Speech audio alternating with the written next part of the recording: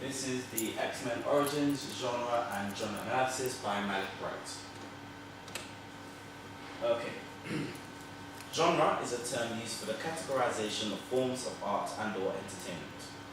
Typical examples of genre are thriller, sci-fi, horror, romantic comedy, musical, or crime film.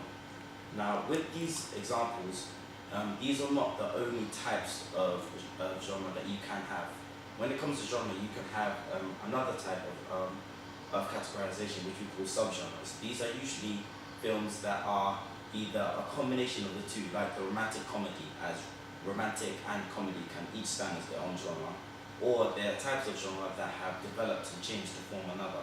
For example, like with heroes, you have anti-heroes and another such films. When talking about genre, we refer to Altman's genre theory. Now, this is two different types. You have your semantic elements, which, for example, with the Western, you would have guns, horses, wagons, and Clint Eastwood as typical semantic elements. And with syntactics, you have things like plots and themes. Themes being things like, for example, good overcoming evil, or that love prevails, and stuff like that. Next slide, please. Codes and conventions. Codes and conventions, firstly, are what we use to determine how each film is selected for each genre. Firstly, codes. Codes are a system of signs which create meaning. They usually come in two forms. Firstly, you have technical codes. This is where literal uses of types of equipment are used to tell the story in a film. For example, how the camera work affects what you see and the story itself. Now with this, for example, a good example is from, for example, in many horror films. Usually a camera will be used, when they're showing the actual bad guy of the film, they'll never just have a direct shot showing him from head to toe. Usually they'll show him either from the back or from the side, or with part of his face covered. Now this will create more of a scary and an aura of mystery around the character, making him even more scary. Secondly, you have symbolic codes. Now these codes show things that may not be told to you directly through the film script, but are shown to you otherwise. For example, the character's behavior and actions could show you what emotions the character is feeling.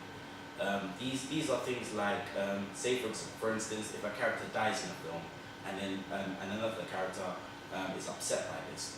You may not be told directly in the script, but you'll be shown this by the characters acting, or maybe through the music playing. Next slide, please.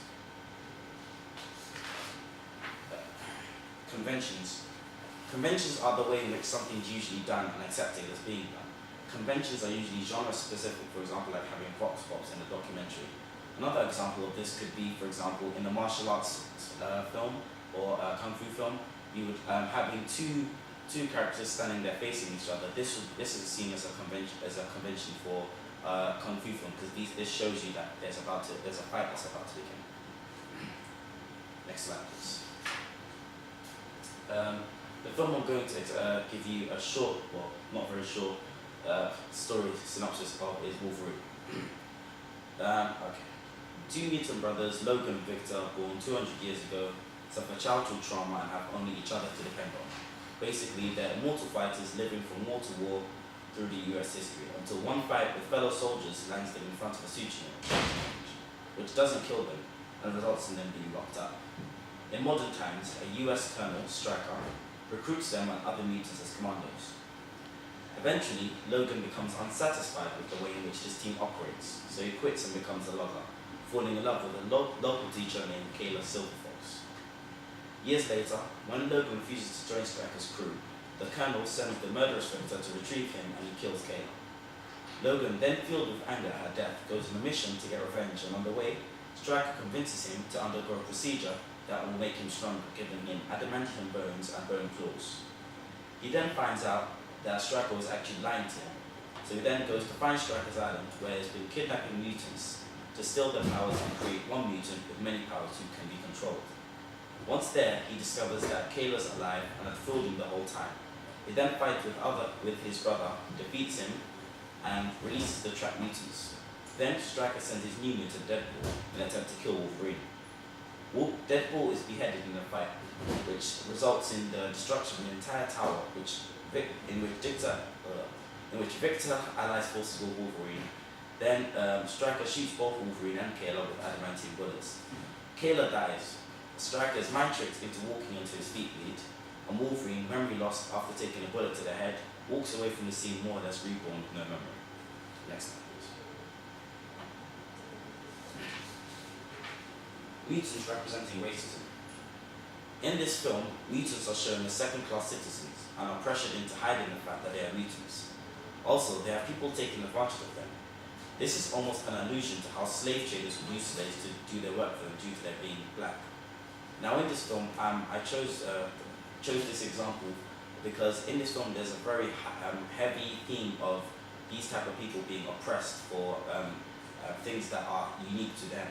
And this I found it was very similar to, like I mentioned, the slave trade and all these kind of things. And I thought this could be almost a short way of saying like that this kind of thing is wrong, but in a way that still appeals to a much wider audience and without anyone being discriminated against. Next slide, please.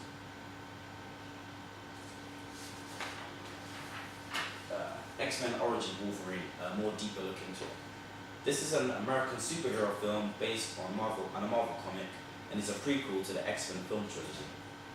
In superhero films, there are things we have come to expect. Some of these things are some form of costume, superpowers, a damsel in distress, a villain, themes of good over evil, and a superhero who is usually conquering some form of personal demons in order to save the day. With Wolverine and quite a few other modern superhero films, they aren't as atypical as, say for instance, Christopher Reeve's depiction of the Superman comic. For example, the characters are more dark, and because of this has sparked a new subgenre of superhero films, which feature anti-heroes. Heroes who aren't as straight up and 100% for justice. These are heroes who might not want to actually be a superhero, suffer from a dark past, will use unlawful means to get the job done, kill for justice, and in general bring a more harsh reality to the superhero genre. Next slide, please. Examples. Costumes. In Wolverine Origins, you regularly see him wearing a white vest and jeans. And even though this isn't the most typical superhero outfit, it's what's widely associated as what he wears while he fights in the film. And in this film, you'll notice that compared to most other films, like what he wears is usually just normal clothes, so it makes the character itself a lot more realistic compared to older films in where superheroes would wear like colors that really stand out and make them different from the crowd. Like say for example in Superman you see him wearing the red and blue. Now this costume is widely associated with them representing America and being for the American way. And like this kind of thing isn't seen as very normal in this day and age where people want to relate more to the characters they see on the screen.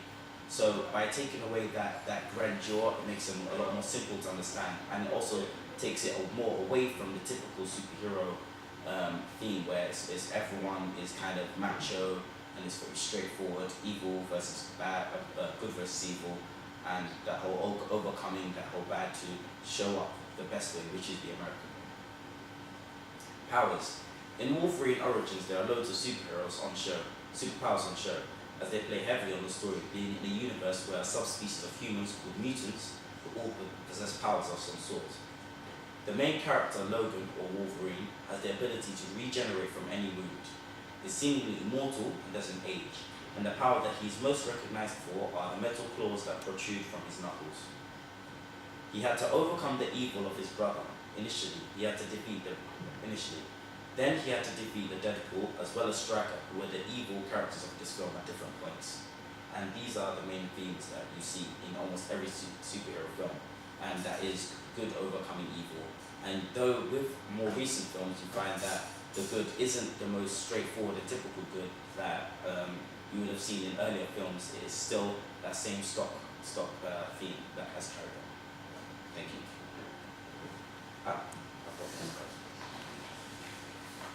Yes. How the genre has changed. With modern day superhero movies, heroes are not as straightforward as they used to be, and the villains aren't either. Usually in superhero movies, there is a hero, a straight up character who has for some reason, usually the loss of someone in his life, used this tragedy to fuel him to become a much better person, using powers of some kind or honed abilities and gadgets to uphold the law. usually in a way that doesn't involve loss of life and results in the hero saving a damsel as well as a city, area, planet or galaxy, which has a wide population.